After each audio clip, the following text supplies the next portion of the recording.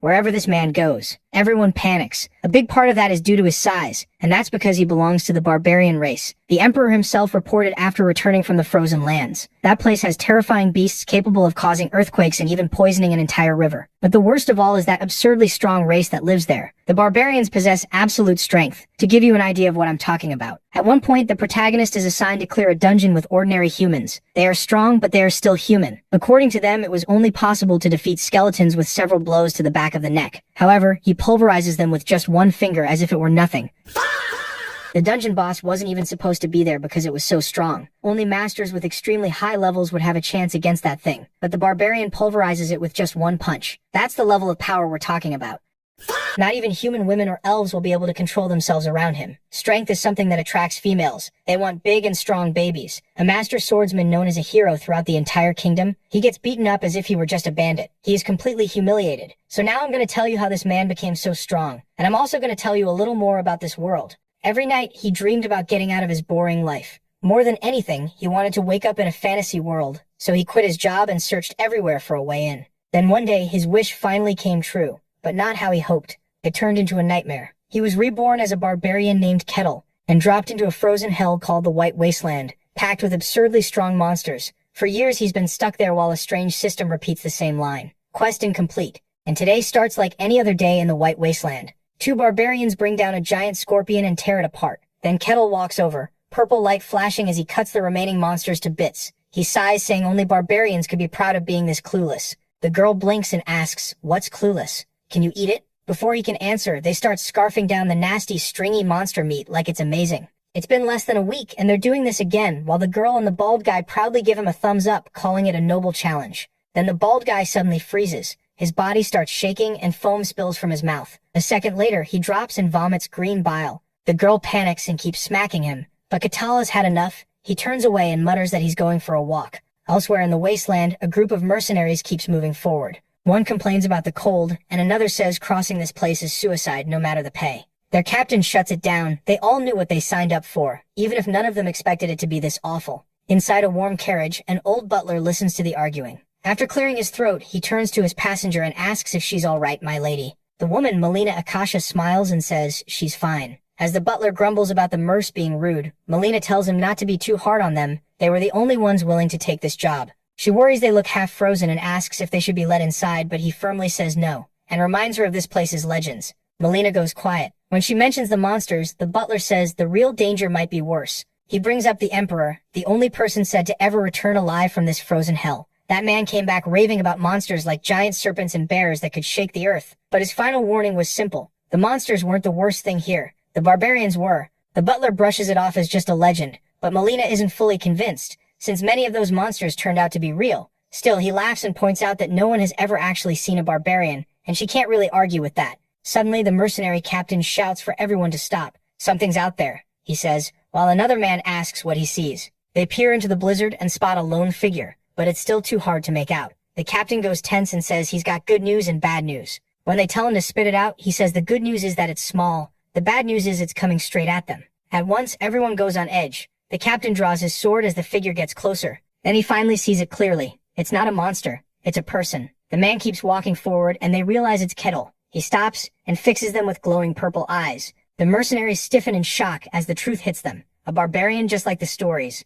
Kettle only smiles. He'd gone for a walk because he was bored of his tribe, and now he introduces himself as Kettle the Ashen Barbarian, pleased to meet them. After sizing them up, he guesses they're merchants with hired guards. He advises them to turn back, already knowing they won't. His attention shifts to the carriage. The captain starts to panic, but Kettle just grins and makes a wild offer. Hire him. He explains that he wants to guide them through the wasteland. The captain carefully asks whether he's an enemy. Kettle answers with a smile. If he were, they'd all be dead already. That leaves the guards pale and speechless. The captain knocks on the carriage and asks his lady if she heard everything. Lena says she did. He leaves the final choice to her, and she asks the one question that matters. What happens if they fight him? After looking Kettle over, the captain gives an honest answer. He strongly advises against it. After a brief pause, Melina agrees to accept the offer. The captain heads back to Kettle with her answer. She agreed, and Kettle's eye glows as he smiles. To him, that's excellent news. He steps forward, making the mercs flinch. Now he wants to speak to the real one in charge. The captain warns him not to try anything, but Kettle only answers with the same calm grin. With no better option, the captain leads him to the carriage. He ignores the others' protests. His employer already agreed, and fighting Kettle would be suicide. Inside, the butler is nearly losing it, but Milena tells him to stay calm. Then Kettle knocks and politely asks if he may come in. The butler lets out a shrill scream, while Milena calmly answers, "Yes, come in." Outside, Kettle smiles to himself. His plan worked. The old butler is drenched in sweat and terrified. Across from him, Kettle sits calmly with his arms crossed. His voice is much gentler than expected, as he tells the old man to relax. He says he has no plan to hurt him, though the butler clearly doesn't believe a word of it. Meanwhile, the girl can only stare. She can't believe a legendary barbarian is right in front of her. She awkwardly greets him, and he smoothly answers that the pleasure is his. Kettle notes how warm the carriage feels despite the storm outside. The blue-haired woman says it's because of magic, and that catches his full attention. He's never seen real magic before. Then he warns them their odds of getting through are low, which is why he'll protect their lives, but there is one catch. He says he has a single condition. Nervous, she asks what he wants. Kettle smiles and reveals his price. He doesn't want money or power, just information about the world beyond the snowfields. That completely throws her off. That's all? He nods, knowing it's a great deal for her. And really, she doesn't have much choice, so she agrees. Satisfied, he asks for her name. She formally introduces herself as Melina of House Akasha. He answers with his own name, Kettle, and the deal is set. A flashback shows Kettle's old life, just a fantasy fanatic, buried in books and games. Then one day he woke up as a barbarian in this frozen wasteland. There was no time to panic. The cold could kill him, and monsters were everywhere. So he fought, survived, and eventually became the leader of his tribe, always trying to escape the snowfield. But every time he tried to leave, a system window appeared and told him the quest was incomplete. Just when he was close to giving up, people from the outside finally appeared. That's when he realized the world beyond this snowy prison was the exact fantasy world he'd always wanted. From then on, he stopped merely surviving and started grinding. He cleared quest after quest with one goal, getting out. That's why information from outsiders like Melina matters so much to him. The problem is, every other human he's met either attacked him right away or lost their mind in the cold. So for once, he's glad to be having a normal talk until he shifts the topic. He points out that they're carrying a lot of weapons. He can hear the steel rattling in the wagons, so he asks straight up if there's a war outside. Melina confirms it. The Empire and the Kingdom are at war, so the world beyond the ice isn't peaceful either. She says the Empire has more troops, but the Kingdom is still standing because of swordmasters and a hero. That instantly grabs Kettle's attention. A hero, a swordmaster. He wants to know how strong they are. Melina realizes he doesn't understand the terms and asks if he's ever heard of mysteries. Then she explains the power system. Everything is built around something called mystery. Only a small number of people can use it, and they're split into 5 ranks. At the bottom is third rate, people who can sense the power, but can barely use it. Then comes second rate, where they start using it for real. Next is first rate, the level of normal knights and mages who turn that power into mana or aura. Above that are beings who have gone beyond human limits. Those are the transcendent ones, strong enough to split the heavens. The Swordmaster is one of them. At the very top is the hero, a legendary figure whose power can change the world itself. She adds that even a low third-rate person would be impressive in a small town. After hearing all that, Kettle gives a simple answer. He wants to meet them. Melina is stunned. He's dead serious after being trapped in this frozen hell for so long, fighting just to stay alive. He sees this fantasy world as a prison, and all he wants is to find out what's waiting beyond it. His face turns firm with resolve. He says he really wants to leave this place. Then he changes that, wearing a sure little grin. It is not just something he wants. He has to get out. As the wagon keeps moving, Melina finally asks what she has been wondering. Is he really the barbarian? He does not deny it and points out that she has clearly heard of him. She says yes. She knows him from an old legend. Now Kettle is stunned. There is a legend about him? Melina cannot believe he does not know his own story. Kettle laughs, thinking back to a wild knight he met before. So that guy was the emperor, huh? Still, he acts casual, and says the legend is probably true enough. Then he gets back to what matters. Why are they dragging all these weapons through the snow? She clearly does not want to say and stumbles over her words, but under Kettle's hard stare she gives in. Her family badly needs money. They were once wealthy merchants, but their rivals ruined them and now they are buried in debt. Kettle figures it out right away. She is selling weapons to the kingdom for the war against the Empire. His reasoning is simple. The Empire already has a huge army, so they would not need more weapons. The kingdom would. He adds that with demand high and supply low, the profit must be huge, big enough to make her risk her life. He goes even further, guessing her land borders the Empire, which is why she had to take this crazy route. Melina is left speechless, and can only admit he got it exactly right. She is badly shaken. The stories made him sound like a dumb brute, but he is anything but that. Now she wonders who he really is. Before he can answer, the carriage jerks to a halt. Then comes a horrible screech. While everyone else panics, Kettle stays calm. He already knows they are not alone. A moment later, a giant black slime bursts out of the snow, and the whole group freezes in fear. Kettle only narrows his eyes while Melina confirms the worst. This is a legendary monster from old records. She says the snowfield is the graveyard of powerful warriors, and the few who made it back all warned about this very creature.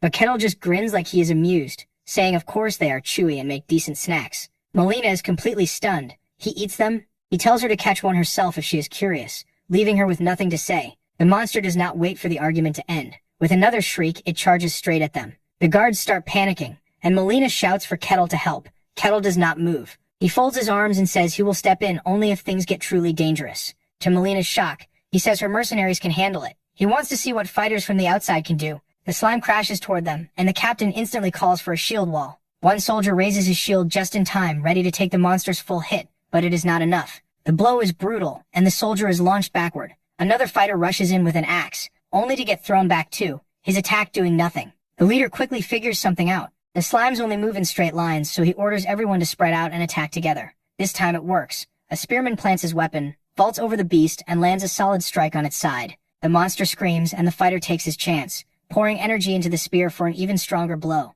As the slime staggers, the captain rushes in with a glowing sword. He orders his men to keep attacking and points out its weak spot, a hidden core. Charging up his blade, he brings down a huge slash. It lands perfectly, shattering the red crystal core, and the monster starts to melt away. They win, and the mercenaries break into cheers. But Kettle just watches, totally unimpressed. Then the next threat appears, a pack of giant wolves. One merc gets a little too confident and says maybe the stories about this place were exaggerated. The captain shuts that down at once, warning him they are not even halfway through yet. At the same time, some of the mercs start whispering.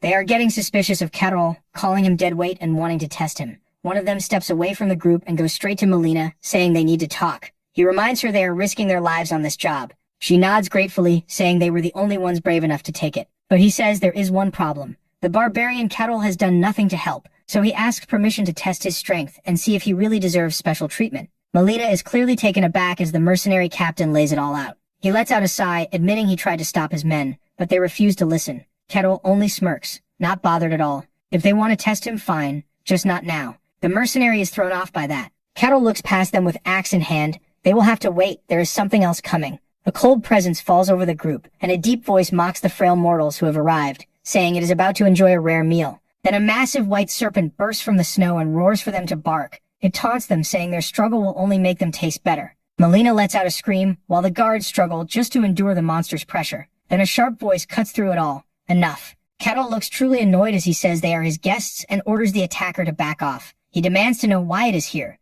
The snake hisses back, asking if he forgot the laws of this land. He is far beyond his tribe's territory. Kettle snaps that it is none of its business, which only makes the serpent madder. Power surges from the creature as it declares its true status, roaring, "I am the snake. How dare you order one who was promised immutability?" Kettle is done listening. "Then you need to be taught a lesson," he says, and throws a punch that sends out a huge shockwave. It slams into the giant snake, exploding in crackling blue energy and blasting the other barbarians backward. Melina is thrown off her feet, and one of her men shouts her name in panic. When the blast fades, the snake's head is a bloody wreck in the snow. Kettle coldly says this is the kind that only learns after a beating. Melina can only stare. "Lord Kettle," she whispers. She is still in shock from what she just saw. With his eyes glowing purple, Kettle tells her he will be there in a moment, after he finishes taking out the trash. He stomps the ground, splitting it apart with dark energy, then launches himself ahead at blinding speed. Another explosion shakes the plains. A few minutes later, Melina and the butler are stunned to see the mercenaries begging Kettle to forgive them. Back inside the battered carriage, Kettle stays calm and says he understands why they would not trust a stranger. The trip goes on, and somehow the butler ends up outside the carriage. Kettle turns to Melina, suddenly serious, and says there is something he wants to know. He asks why a noble woman like her would risk her own life on a mission this dangerous. After a short pause, she admits she is the daughter of a concubine, the second wife of Lord Akasha. Her mother, she explains, was used for politics and then cast aside, left with no real power. Clenching her fist, she says they are treated like servants, family only in name. She says she chose this trade mission herself, which catches Kettle off guard. Her reason is simple. Someone has to lead by example. A faint smile touches Kettle's face. He calls her smart, ambitious, and greedy. Melina is left speechless by that. But before she can answer, the carriage jolts again. Someone calls out that they have arrived, and when her men step out, they stare in awe. The blizzard is gone, giving way to a green valley. After thanking Kettle, Melina says the trip back should be easier once the weapons are sold. Still, she cannot stop thinking about what he said. She turns and asks what he meant by calling her ambitious. He says exactly that. He knows her once powerful family is close to financial collapse, and if she succeeds where the main house failed, she will earn everyone's loyalty. Then he asks if her real goal is to take control of the family. She admits he is right. Kettle smirks and says the story of a cast-off heir rising to power is a classic, Mylana is stunned by how sharp he is. Then thinking about his strength, she gets an idea and asks whether he has ever considered leaving the snowfields. Would he like to join her? He refuses for now, saying there are still things he must finish. Mylana accepts that calmly. Then she takes the emblem from around her neck and offers it to him as a sign of their meeting. If he ever comes to the outside world, she says, he should show it to the Akasha family. Keitol takes the gift with a wide grin. Then they part, hoping to meet again, as he watches her carriage head into the green valley and away from the snow. 5 years pass, and in the endless snow, a long-awaited notice appears. All conditions have finally been met. A string of system messages follows, confirming the quest is complete, and the rewards have been given. Then the line he has been waiting for appears at last. You may now leave the snowfields. Keitol stands at the border of the wasteland, ready to enter the fantasy world he always dreamed of. With a confident grin, Keitol looks ahead, ready for a fresh start. It is time for his first real step into that world. In a green forest, Keitol takes a deep breath, finally enjoying this new world for real. He takes in the smell of grass, wild beasts, and fresh river water. Nothing like the frozen wasteland he escaped. He opens his eyes with a huge smile. Nice, very nice. Then his mood changes. He turns sharply and locks onto a distant frozen peak. You curse snow. Let's never meet again. He roars, finally free. This is the fantasy world he's wanted for so long. A place he once thought he'd never reach. The road here was brutal, but he made it. Now he's going to enjoy every second of it. Magic swords, dragons, elves, everything he hoped for is here. That dream of starting over is what kept him alive. Back in the snowfields, surviving alone was never enough. As he walks on, something shining in the distance catches his attention. A glow up ahead, maybe a village. Finally, people, he's thrilled. At last, a real village. He remembers trying to talk to the barbarians back home, only to get blank stares. He's missed real conversation, so he starts planning what to say. Maybe a simple hello, maybe something more dramatic. In the end, he decides to act normal and polite, then runs toward the lights. Meanwhile, in a quiet clearing, an old elf speaks to his people. He tells them this will be their new home. The village bursts into cheers. After everything, they finally have a place of their own. Still, one young elf steps forward and asks if this place is really safe. The elder answers without hesitation. It is, but the young elf still worries. Humans may not be able to come here, but the snowy plains are close, and monsters live there. The elder brushes it off. Nothing has crossed those plains in thousands of years, and they set up a barrier just in case. He says the barrier is ancient elven magic. It hides the village and keeps others away. And even if someone got through, he says they still have Queen. He's sure nothing can threaten them. He's very wrong. At that moment, Hansu steps forward and feels his hand pass through something strange, like tearing cloth. He stops, puzzled, wondering what that was, then shrugs and keeps going. But a sudden sound makes him stop. Looking through the grass, he spots a small child with pointed ears. An elf. He can hardly believe it. A real elf. And this soon too. What luck. The little girl, though, is lost and close to tears, scared she wandered too far. Then she hears a voice behind her. Her eyes go wide as Hansu leans over and gives her a friendly hello. The poor girl freezes in fear and faints on the spot. He just stands there, holding the passed-out child. A bead of sweat runs down his face. He didn't even get to explain, and she already passed out. After a moment, he figures he should take her back to the village. In his head, he imagines returning the lost child and getting welcomed like a hero. So he carries her into the elven village with total confidence. Instead, the elves panic. They scream that a human has their child. Spears are shoved at his face, and they demand to know who he is and how he broke their barrier. So much for that plan. The girl's mother cries out in horror, terrified. The elder is stunned. No human should be able to reach this place, and the barrier was supposed to be perfect. When he notices the barrier is damaged, panic sets in. He calls for the queen, but she's out on patrol. Hansu tries to say he's not an enemy, but no one listens. One elf yells for him to return the child, or they'll hunt him down. The elder's thoughts race. That barrier was ancient magic. No normal trick could break it. So he decides this had to be planned. That humans must have been tracking them for years. He is baffled. Does he really look like a kidnapper? Either way, he knows he has to fix this fast. Then the little girl in his arms starts to wake up. He carefully sets her down and tells her to go back to her family. She looks up at his gentle face, but all her frightened mind sees is a huge dark monster. So she lets out a shriek and runs to her parents. That hits Hansu hard. Is his face really that scary? He raises his hands and tells the elves he returned the child. So he's clearly not their enemy. The elder doesn't care. Now that the hostage is free, he orders everyone to attack. At once, the elven archers draw their bows and aim at the very confused him. They fire and a volley of magic arrows rushes straight at him. He just stands there, stunned. They still won't listen. So much for elves being gentle. Out here, it's survival first. The arrows pour down, but Hansu doesn't budge. They bounce off him like toys. The elves panic and keep shouting to fire, certain his defense has to break eventually. He has had enough. He lifts one hand, ready to end this. Then in a single instant, he releases a huge shockwave. It blows apart the elves' position and sends the archers flying. Someone cries out for a barrier, but it's far too late. Trees are torn from the ground as the elves are thrown through the air, screaming. When it all settles, an old elf can only stare and wonder what just happened. At the end of the trench stands Hansu, calmly saying he is not their enemy. Then he awkwardly admits he may have used a bit too much power. Suddenly, a flaming phoenix arrow shoots straight at his head and explodes on impact. The old elf and the others are left staring in confusion. Then an elegant elven woman lands nearby. It's Queen, and she demands to know what's happening. The elder quickly tells her a human attacked them. Her expression turns cold. If a human got in, then this place isn't safe anymore. But Hansu walks out of the smoke without a scratch and asks them again to please listen. Both the elder and Queen are stunned. He took a direct hit from her and still isn't hurt. From above, Queen glares at him, clearly disgusted by humans and convinced he's here for her people. She names herself as the Queen of the Leaf Clan and draws another arrow. Pointing the burning shot at him, she says he will pay for his greed. Hansu is completely confused. They're speaking the same language, so why won't she listen? Maybe humans and elves really do hate each other that much. With a sigh, he gives up on talking. Sometimes people only listen after getting hit. Queen releases the arrow and blue energy crackles around it. This isn't a normal shot. It turns into a huge roaring spirit beast. Hansu answers by clenching his fist and gathering a crazy amount of power. One punch and a blast of pure force smashes into the beast. Queen can only stare in total shock. His attack overwhelms hers completely. Oops, he did it again. The explosion wipes out the spirit beast and slams Queen into the ground, leaving her buried in rubble. Hansu scratches his cheek, wondering if he should have held back even more. Queen looks up, pale and terrified, unable to say a word. She realizes he's on the level of a transcendent. Why would someone that strong be here? Sweating, she urgently tells everyone to run. The elves hesitate, but she screams again and orders them to flee for their lives.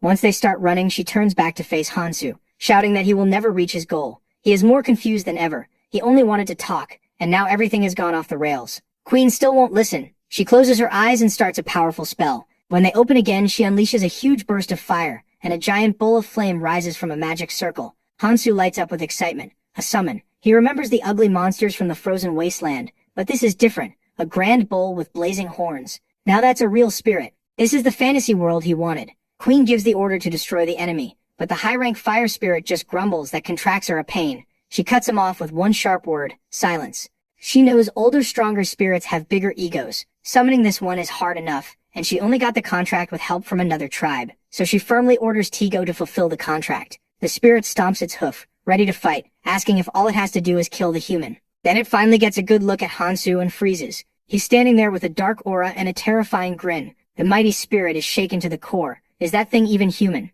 The giant firebolt towers over the battlefield, roaring with power. He can barely contain himself. This is straight out of a fantasy story, and now it's real. But before he can enjoy it, a voice calls out, "Human, you have entered our land." The firebolt Pigo glares at him, and growls that a weak human has no right to want anything from nature's races. It says it'll burn him to ash, but Kettle doesn't even react. If anything, he just looks confused. Pigo doesn't wait. Its eyes blaze, it digs in its hooves, and power starts building fast. Then it charges like a fireball meant to wipe him out. Kettle doesn't move. He just gets ready to take it. The impact is brutal, ripping up the ground. Even the elf queen gets blasted back by the shockwave. When she looks up, she can hardly believe it. Kettle stopped the bowl with one hand, just grabbed a horn and held it. The huge beast hangs there, its full charge canceled like it meant nothing. Kettle gives a cold grin. To him, a beast body only makes this simpler. Purple power flashes in his eyes as he pulls back his fist, thinking the easiest answer is to beat it to death. The queen can only stare in horror. Then Kettle throws one punch. A blinding burst erupts on impact, and the shockwave tears a giant trench through the forest. The blast is massive, rising like a mushroom cloud. When it ends, the land is wrecked. The elf screams as the burning aftershock races toward her. Once the dust settles, she drops to her knees and stares at the ruin. All she can whisper is that this can't be real, while looking at the huge crater he made with one hand and one punch. Then she looks up at Kettle, calmly standing by the edge. Shaking with fear, she lowers her head and begs him to spare her people. Kettle simply tells her he isn't her enemy. Elf. She looks up, stunned. What is happening? This was all one huge misunderstanding. A really bad one. Ashamed, she bows and apologizes for judging him so fast. She says they mistook him for an enemy because he just brought back a lost elven child. Now she feels awful. Kettle understands. Other humans made them this wary, though he's still annoyed they never let him explain. Still cautious, she asks one more time if he's really not with the humans hunting them. Kettle says no, this is his first time seeing an elf. He's from the White Wasteland, where elves don't live. Her eyes widen at that. The White Wasteland. Kettle says that's right. They call him the Ashen Barbarian of the Wasteland. She can barely process it. She didn't think any human could survive there. Then she asks if more people from the Wasteland could come too. Kettle folds his arms and says maybe, but he doubts it. The place has strict laws, even giant serpents can't break. He only got through because of a hidden quest that let him bypass those rules. He thinks it was a one-time exception. Relieved, the elf lets out a breath. Then Kettle asks if the spirit she called is okay. He starts sweating a bit, remembering he kind of punched that bull in half. She tells him it's fine, it was a spirit, not a normal summon, so forcing it out, just send it back home. Wanting to repay him, she offers whatever help she can. That gets Kettle interested. A spirit, huh? He quickly asks if non-elves can make contracts too. Her expression drops, and she says that may be impossible. Only humans deeply tied to nature can do that. So for someone like him, it probably won't work. Then she pauses and gets an idea. If he truly wants a spirit contract, he should go to Elfo Sagrado. Kettle repeats the name, curious. It's the holy land of the elves, where their god resides. If it can happen anywhere, it's there. Kettle gets excited, but asks the obvious question. Would a human even be allowed into an elven holy land? Normally, no. But with her introduction, it should be possible, and she'll tell him where it is. Elfo Sagrado is a dream place for anyone who studies elves. She explains that bringing a human near a place more precious than life is a huge gamble. No elf would usually do this. Even so, she wants to trust him. So she offers him a glowing red crystal, and Kettle accepts it as proof of their new bond. She warns that even if he reaches the place, the elven god may still test him. Still, she believes he'll pass. She wishes him luck, and Kettle thanks her. At last, she introduces herself as Marsilia Hazian Carusia, Queen of the Elves. That's right, the Queen. Kettle just answers with a sure grin. Kettle the Barbarian. Then he stomps down, cracks the ground, and blasts into the air like a rocket. His eyes glow as he shoots over the forest. He's moving so fast he's a blur, crossing the trees in an instant. From above, he looks like a comet tearing through the land with a huge shockwave. Meanwhile, at the edge of Varkan territory, a strong tremor shakes a fortress. The guards panic. They don't know what it is, only that something is coming fast. A huge object drops from the sky with a trail of smoke, heading straight for them. It lands hard, and a figure drops into a superhero pose through the dust. The guards freeze right away. They know exactly who just landed on them. Kettle casually greets them and says it's nice to meet them. The guards are stunned. They're all thinking, that crash we heard, was that him? One of them takes a closer look. Gray hair and that big scar on his chest. Then it clicks. Could this be the Ashen Barbarian? Kettle takes one small step and the guards instantly draw their swords. He raises both hands and tells them to relax. He's friendly. The lead guard doesn't buy it and demands to know what he wants. Kettle just points, not at them, but past them toward the castle wall. He says he'd like to visit their territory. The guards just blink, completely lost. Soon after, he's in an interrogation room. A guard asks if he only wants to pass through. Kettle says he'd like to stay a while if possible, then gives his name. The guard asks for identification, and of course Kettle has none. Then he remembers the crest Myle gave him. Back in the room, he sets it on the table and asks if this will do. He asks, and the guard is shocked. Kettle explains it's from House Akasha, which is apparently a big name. The guard recognizes it right away. A powerful merchant family from another kingdom. He's still doubtful though. It looks real, but checking it from another kingdom won't be easy. In the end, he agrees.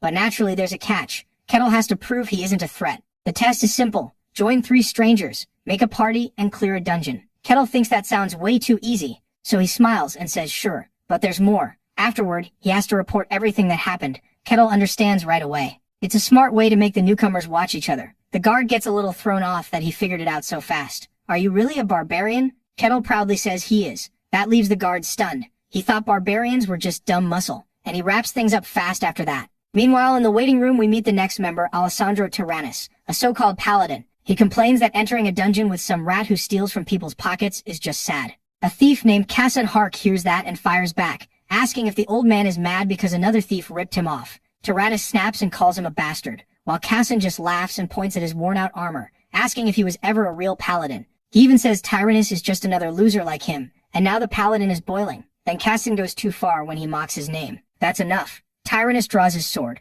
Kassan only grins and pulls a dagger coated with poison, asking if that armor can save him. Their weapons clash, but a third person steps between them, a nun of all people, asking them to stop. This is Hayes, a cleric, and she's already wondering how she's supposed to clear a dungeon with these 2 idiots. They still have one more party member coming, and she's already afraid of who it'll be. Right then, the door opens. The guard announces the last member has arrived, and a huge figure steps in with glowing purple eyes. What an entrance! The room goes still, stunned by how massive he is. Then Kettle breaks the silence with a big smile, asking if they're his new party. They're terrified. Tyrannus can only think that he's enormous. Hayes wonders if he is even human, and Kassan just feels the pressure. The guard leaves them there to get familiar. Totally unaware of the mood, Kettle happily starts introducing himself. He says, "Hi, I'm Kettle, I'm a barbarian." Then he looks at Kassan, who's sweating as he stammers that he's a thief. Next is the armored man, proudly declaring himself the paladin Alessandro Tyrannus. Kettle jumps on that right away and asks if he uses holy power. Tyrannus starts sweating and admits that normally he would,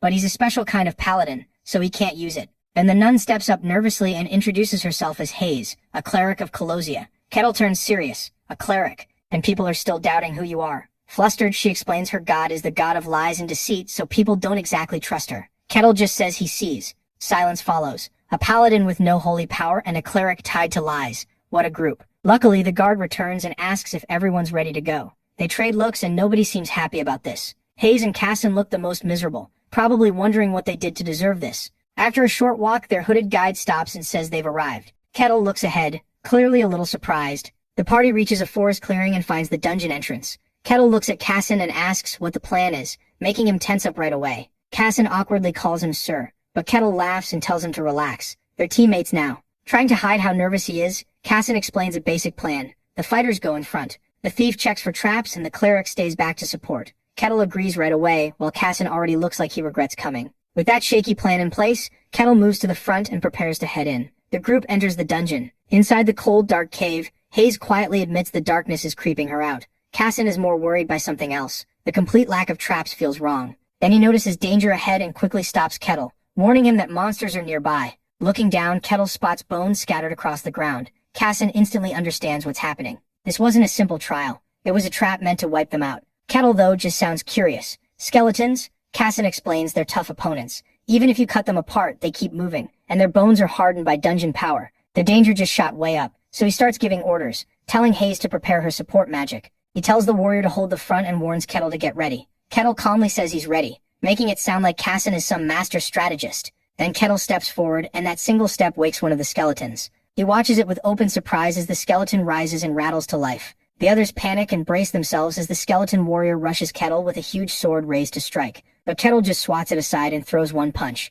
That single hit completely shatters the skeleton. It drops into a sparkling pile of bone dust. The rest of the party can only stare in shock. Kettle smirks and says, so destroying the head really works. Casson looks crushed. That wasn't what he meant at all. What Kettle did should have been impossible. Skeletons strengthened by dungeon mana aren't supposed to break that easily. You normally have to hack through them over and over. Casson knew Kettle was strong, but not like this. Now everyone is silently wondering if this monster of a man is even human. Kettle just cracks his knuckles and grins, ready to keep going. The others quickly hurry after him. He tells them they don't need to rush, but his terrified teammates immediately answer, yes sir. At this point, they're all thinking the same thing. They do not want to die in here. A little later, Kettle suddenly stops with a puzzled look. His foot has hit something. The whole party freezes when they see another skull on the ground, and a second skeleton rises. The team watches in total horror. Round 2 has started, but instead of panicking, Kettle turns to them and asks for a favor. He wants to handle all of them alone. Apparently he wants to test something. They agree immediately. Kettle thanks them, his purple eyes glowing as he walks toward the skeleton,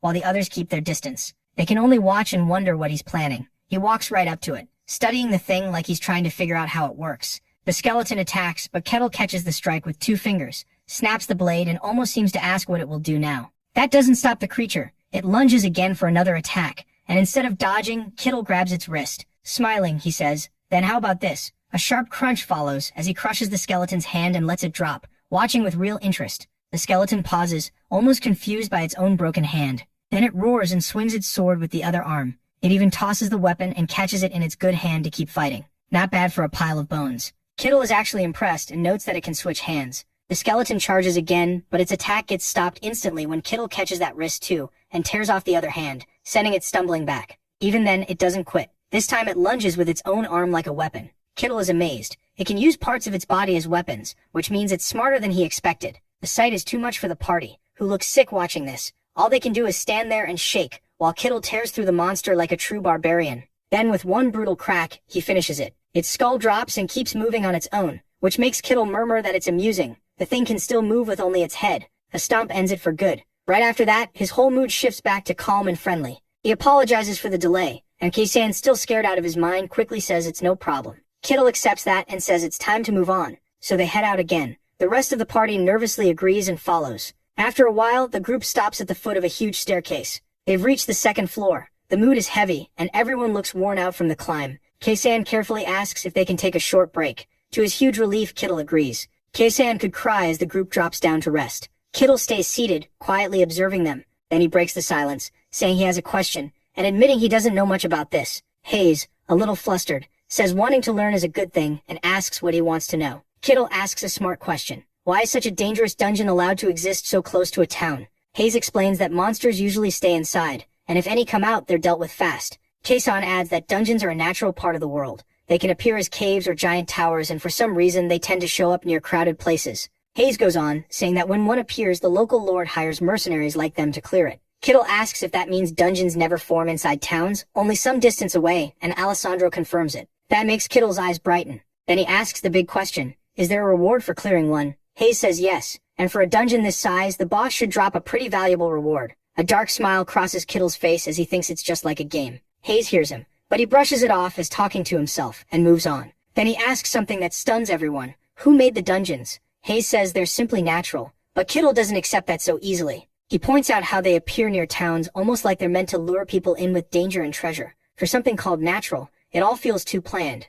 That thought hits Hayes hard. She's stunned and admits she never questioned it before. Casson is shaken too. He always thought barbarians were dumb brutes, but Kittle's questions prove otherwise. And now he's starting to wonder if Kittle is anything like a normal barbarian. That train of thought ends when Kittle cheerfully asks if everyone is rested. Snapped out of their thoughts, the party quickly says they're ready to move. So they head deeper into the dungeon. Then Kittle suddenly stops and looks genuinely surprised. He's found a large treasure chest. Casson tells him it's a dungeon reward, if someone can open it. But a chest like this should need a skilled rogue. Then Kittle turns to Casson and simply asks if he can unlock it. Casson is speechless. Kittle's logic is simple, it's a treasure chest, and Casson is the rogue. He says this is exactly the rogue's job, but Casson starts sweating in panic. Inside, he's screaming if he really had the skill to open a chest like this, he wouldn't be stuck in some low-ranked dungeon. Casson is falling apart. He can't bring himself to tell Kittle the truth, not with that hopeful look on the big guy's face. His mind jumps to the worst case. Kittle's happy expression turns into a cold stare, as he calls him useless and crushes his skull. So Casson forces out a shaky laugh and says he'll try, even though he's panicking inside. As he kneels at the chest, Kittle leans in to watch with intense curiosity. Casson feels sure he's dead if he fails, so he desperately tries to remember the lock-picking tricks he saw real adventurers use back when he was just carrying their gear. With trembling hands, he starts working the lock. Kittle looms behind him, and Casson realizes this is it. His life depends on getting this one chance right. Casson is on the verge of breaking when click, the chest opens. Kittle looks over, confused by how hard Casson is shaking. Then Casson totally loses it and starts bawling. Through the tears, he chokes out that it opened. Hayes is stunned. She says only skilled thieves can do that and calls him amazing. Even Kittle looks impressed and praises Casson. Casson can barely believe it himself. He always thought he was trying his hardest, but now he starts wondering if he never really gave it everything before. The guy is having a full crisis. Kittle skips ahead and asks how much the treasure is worth. Hayes says it could let a family live like royalty for a month. Hearing that, Kittle grins and puts Casson in charge of the loot. Casson answers right away and reaches into the chest. He pulls out a gem-covered goblet worth more than anything he's ever touched. Then Kittle suddenly calls his name. Casson lets out a scream of pure shock and panic. Kittle has no clue what's wrong and asks if he needs help or got hurt. Casson frantically denies everything, and the rest of the party is completely lost. After that awkward moment, the group heads deeper into the cave. Then Casson suddenly tells everyone to stop. There are skeletons ahead. Kittle counts 4 skeletons and calmly says he'll take 3. The whole party freezes. He really said that. Then he tells them to handle the last one. Clearly excited, clutching the loot bag, Casson realizes this is an actual fight. Alessandra simply nods and says she understands. As soon as Kittle steps forward, the bones on the ground begin to move. With loud rattling, the skeletons piece themselves together. Casson watches in horror as all 4 rise, their eyes glowing with blue light before they let out a silent shriek. Kittle gives the signal. Battle starts now. Casson moves first, charging in with his blade ready. One skeleton is caught off guard, but before Casson can hit it, Kittle cuts in. He grabs 3 skeletons at once in a crushing bear hug and tells the others not to interfere. Those 3 are his. Left alone, the 4th skeleton brings its sword down, but Alessandro is waiting. He catches the strike on his shield with a loud clang. Casson jumps in right after. He vaults over it, daggers out and ready to hit, while Hayes' eyes light up as she casts Shadow of Confusion. Alessandro takes the opening and brings down his glowing sword in a heavy slash. The skeleton falls apart, but they still haven't destroyed its core, so it pulls itself back together and attacks again. Watching the team work, Kittle smiles. He says seeing a party use its core skills up close is impressive and pretty rare, then crushes the 3 skeletons in his arms with his bare hands. Once the bones dissolve, he says the obstacles are gone, so now he can enjoy the show. As the 3 of them get ready for round 2, they all realize the same thing. This barbarian is testing them. The last skeleton looks almost confused by how fired up they are. Hayes hardens her resolve, show weakness and you die.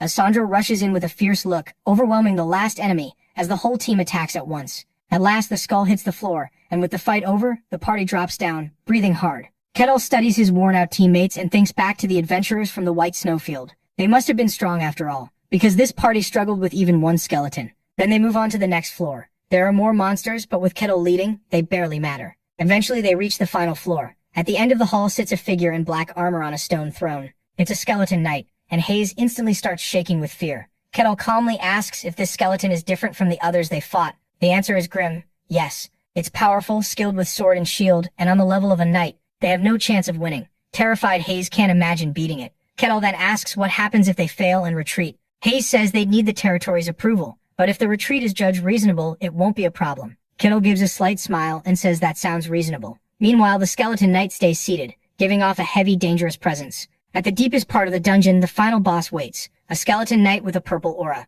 It rises, ready to fight Kettle. He only smirks, amused that a skeleton can keep its shape like this. The knight doesn't hesitate. It lifts its huge sword to crush him. In the next instant, it leaps up and fires a massive energy wave. Hayes throws up a golden barrier, but it can't hold. It shatters, and Alessandro steps in with his shield to protect the party. Even so, the whole group is blasted back. They're completely outmatched. For a brief moment, even Kettle looks surprised. Alessandro can hardly believe how much power was packed into that one attack. Seeing them as nothing, the knight charges in to finish the fight. This time, Kettle moves. He meets the attack with one brutal punch, sending a shockwave through the dungeon. The knight is blasted away and wiped out in one hit. The others can only stare, their minds going blank. Kettle casually brushes off his hands and asks if that was all. After that single punch ended everything, the party spots the real reward, a large treasure chest. Kettle turns to Castron and tells him to open it. Castron panics at once. The lock is far beyond his level. When Castron says they'll have to leave it, Kettle simply punches the chest open. Castron and the others are left speechless all over again. Kettle just smiles, says this way is better, and tells Castron to collect the loot. Castron is too stunned to even process why Kettle asked first if he could have smashed it all along. With the dungeon cleared, the party comes back out of the cave, and then the entrance behind them collapses. Castron explains that a perfect clear makes the dungeon vanish, which means there was no secret room after all. That only makes Kettle grin. He says that would have been fun too. At the city gate, the guard is shocked to see them back so soon. Expecting the worst, he asks how it went. Kettle gives him a bright thumbs up and says it was satisfying. The guard starts the normal entry check, interviewing each party member alone. He asks Hayes whether the barbarian should be allowed to stay, and after a pause, she says yes. This is the guard's real job, to screen out dangerous people. But both Castron and Alessandro back Kettle up. They say that despite his insane strength, he never harmed them. The guard realizes Kettle isn't some ordinary barbarian. When Kettle is questioned, he only praises his teammates and calls them dependable. That's unusual for the guard, since forcing strangers into a party almost never ends this well. Convinced, he lets Kettle into the city, though he warns him not to cause trouble. Then he gives them the dungeon reward, a heavy bag of gold. Normally the guards would keep the loot, but this time he hands it to them. Kettle gladly takes it and says they'll split it evenly 4 ways. The others try to refuse because they know they barely helped, but Kettle insists it has to be shared. With that settled, he happily suggests they celebrate with a drink. The other 3 force awkward smiles and agree to go with him. The second he's out of earshot, they're nearly crying and begging to be freed from this nightmare. Watching them leave, the guard thinks over what he saw. A barbarian who dropped a skeleton knight in one hit. He's absurdly strong. At least knight level, maybe beyond. This isn't just some barbarian. He's a legendary one. Something outside the norm. After deciding that, the guard knows this is far above him and needs to report it to his lord. Later that night, at a grand estate, a powerful man writes by candlelight. A knock breaks the silence, and a voice from the throne tells the visitor to enter. The city guard steps inside, approaches the throne, and addresses the man as his lord. Luke Barkin, ruler of the domain, looks up from his work and asks what this is about. The captain of the guard stands straight and gets to the point. A barbarian has entered the domain. Luke Barkin answers sharply. Did you permit him to stay? Sweating, the captain explains that he judged it wouldn't cause a major problem. Luke Barkin isn't satisfied and demands to know what the real issue is. The captain finally admits it. The man is incredibly strong enough to threaten a kingdom. Now Barkin is interested. He leans forward and asks how strong. The answer is wild. This barbarian killed a skeleton knight in one hit. That shocks Barkin, because a skeleton knight is no small threat. It normally takes a full team of pros to bring one down, and this man ended it instantly. Still, hearing it's a barbarian, Barkin clearly struggles to believe it. So he presses the captain. Was this brute really a top-class warrior? The captain says probably yes, maybe even higher, still drenched in sweat. Now this is a ruler's worst case. An unknown powerhouse is roaming his land. Barkin decides to face it head-on and says, bring him in. The captain nearly panics, asking if he's really sure. Still, Barkin has a point. Letting someone that dangerous walk around unchecked is asking for trouble, so he wants to judge him himself. The captain warns it's risky, but Barkin only smiles and motions behind his throne. No need to worry, he has insurance. He turns to his shadow knight and asks what he thinks.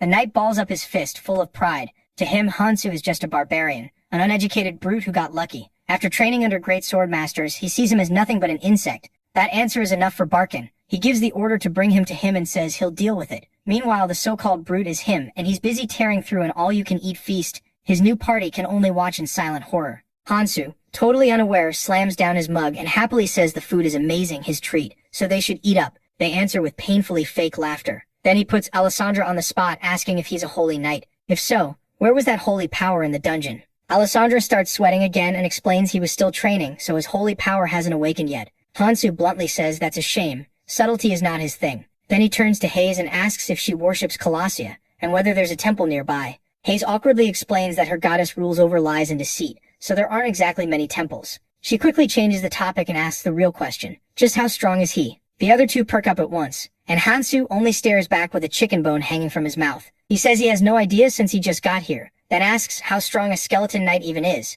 Hayes explains that a second-rate warrior can barely handle one, while a first-rate fighter could maybe win like he did. He casually asks if that only counts as second-rate. Then a shaky voice cuts in. Excuse me, it's the owner, nervously saying they're closing. He clearly wants this monster out of his shop. Hansu cheerfully agrees and asks if anyone wants to meet up again later. The other three, in perfect sync, blurt out excuses and practically run for it. Hansu waves them off with a friendly, see you next time. Meanwhile, all three are probably praying they never see him again. Once he's finally alone, he gets a room and drops onto the bed. To him, this feels luxurious. He's just glad the dungeon reward was enough to pay for it. After surviving in the snow, even a rough bed feels amazing. Then he starts thinking about what comes next. He's out of the wild now and wants to enjoy the world. His goals are simple adventurer dreams. Visit the Elf Kingdom, see the Magic Tower, and check out the capital. All the famous places. He falls asleep thinking about them, then wakes the next morning to pounding on his door. He drags himself up, opens it, and finds the same nervous guard captain from the castle.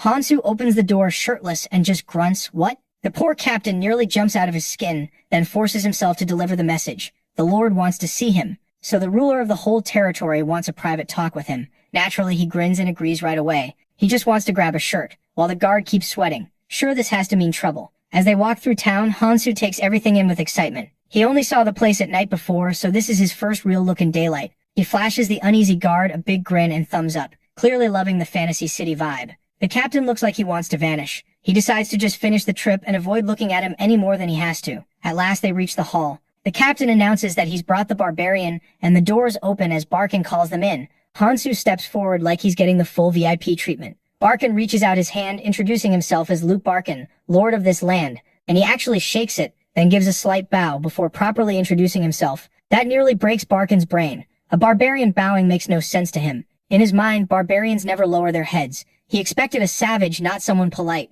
Trying not to show it, Barkin comments that Hansu has some manners after all, then invites him to sit. He looks around, impressed by the fancy room, but then notices something else. A knight in full armor is standing there. That instantly grabs Hansu's attention. He's thrilled to see a real fantasy knight up close. The knight notices his stare and mistakes it for bloodlust. He can't believe he would show that much hostility in front of his lord. Furious, the knight reaches for his sword at once. Before it turns ugly, Barkin cuts in and says he only has a few questions. Hansu calmly sips his tea and tells him to ask whatever he wants. Barkin starts with the biggest one. Where did he come from? He smiles and answers in a roundabout way. The coldest place. A world buried in white. That shocks both Barkin and the knight. He's talking about the legendary white snowfield. Now Barkin is sure he's sitting across from the barbarian of legend. He admits it's hard to believe, but Hansu just tells him to believe it or not. That's his choice. So Barkin changes direction. Instead, he asks how strong he is, really trying to figure out whether he'll become a threat. Hansu says that's the wrong question because he doesn't even know this world's power scale. Barkin and the knight exchange a look. Then Barkin offers a simple test, a spar with his knight, with a reward for taking part. He lights up at that. Barkin quickly adds that it won't be to the death. He grins and agrees. The quick answer surprises Barkin, but Hansu is genuinely excited. He gets to fight a real knight with special powers. Barkin tightens his fist, thinking that a barbarian really is simple. Offer a fight and he'll bite. Soon they're in a huge arena with Barkin watching from above. Below, Hansu and the knight face each other. The knight is all business. While he looks thrilled,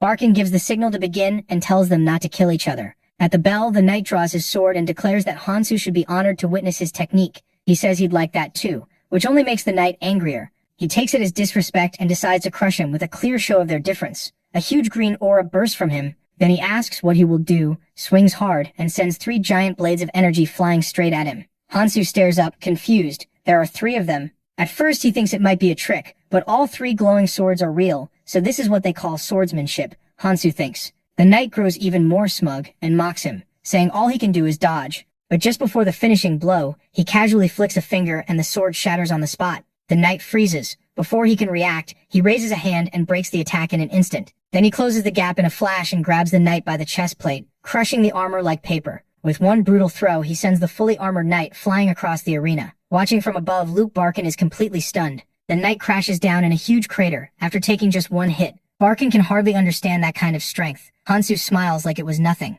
and asks if they're finished. Barkin needs a second to gather himself before quietly saying yes. In his head, he's already calculating. One-shotting a first-class knight is beyond abnormal. A barbarian this strong could shake the whole world. So Barkin decides to contact one person in particular, the sword master. He wonders whether that man has arrived yet and if this news would interest him. Right then, a voice answers from nowhere, asking if he means his interest. A window opens, and an old man in a green robe appears. Barkin eyes him and says his habits are still strange as ever. The old man just laughs it off, saying everyone needs some entertainment. This is Swordmaster Kane, and he wants to hear about the matter himself. Barkin immediately stands and bows. That alone shows how important the man is. After that, we cut to the knight recovering in bed. He's clearly not feeling great about what happened. Then the door opens and Barkin comes in to check on him. The knight jerks awake and starts apologizing again and again for how badly he failed. Kane cuts him off. Don't apologize to him, apologize to me. Then the twist hits. He's the knight's master. Kane points out the strange part. The armor was crushed, but the man inside wasn't hurt at all.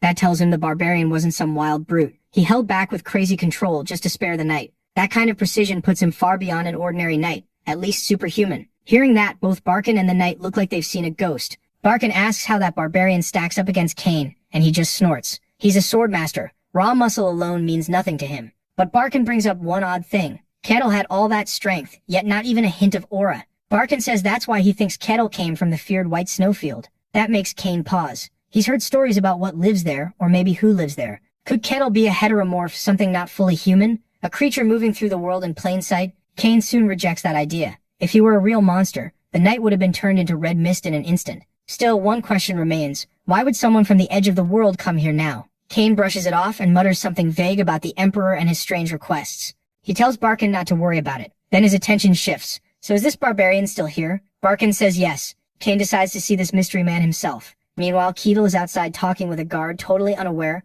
The guard asks what he'll do next. He already got the reward money, and Barkin said he's free to act as he wants here. Keatle figures getting an official ID should come first, since it would make travel easier. The guard gives him two choices. Find an important sponsor to back him or join the mercenaries. If he builds up enough merit there, the guild can officially confirm who he is. Still, most beginner mercs just run errands. For someone as strong as Keatle, the guard thinks getting a sponsor makes way more sense. Did Keatle care? Not at all. The second he hears about mercenaries taking quests and hunting monsters he's sold. Grinning ear to ear, he asks where to sign up. The guard freezes for a second, then says there's a guild hall nearby. Take me there, Keatle says, flashing a huge bright smile. The guard folds instantly. But mercenary life isn't some heroic dream, it's the bottom of the ladder. Even strong adventurers die in dungeons or end up doing nobles' dirty jobs, so the lowest rank of mercenary life is rough, dirty, and loud. At the guild hall, a brawl is already breaking out. The other mercs aren't stopping it. They're just standing around and betting on it. At the front desk, a pink-haired receptionist asks her coworker how today's new recruits are looking. Rosa, the blonde one, lets out a tired sigh. They're all freaks.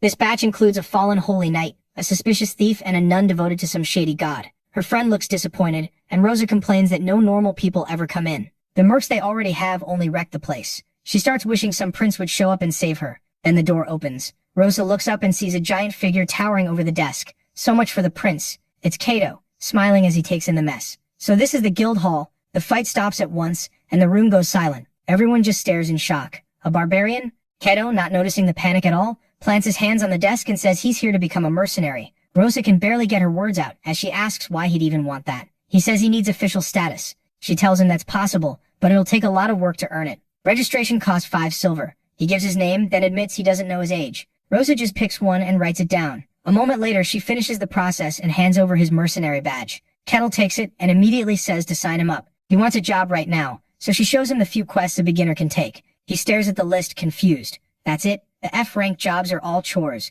Gathering herbs, cleaning basements, cleaning sewers, not exactly monster hunting. Rosa gets nervous. Barbarians are supposed to be proud, so these jobs might set him off. While she starts explaining how ranking works, Kettle taps the list. He wants this one. Rosa blinks. He chose herb gathering, the most basic job possible. She asks if he's sure. Kettle folds his arms and says if it needs doing, then there's no issue. Then he asks where to find the herbs. Rosa says they're outside the village and gives him a sketch of the plant. He smiles, takes the card and says he'll be back soon. After he leaves, Rosa just sits there stunned. What was that? He's way too calm. Her pink-haired friend has to shake her out of it. Out in the forest, Kettle finds the plants and checks them against the drawing. Looks right. He wonders if they're used for healing since they look a little odd. Then he gets to work, joking that with his UV gear on, he's ready for his first mission. About an hour later, he's back. Thump, an oversized sack of herbs lands on the desk, making Rosa jump. Cheerfully, he asks if this will be enough. Rosa starts wondering if he cleared out the whole field, but when she checks them, she's stunned. Every herb is in perfect shape. She says most mercs just yank them out carelessly.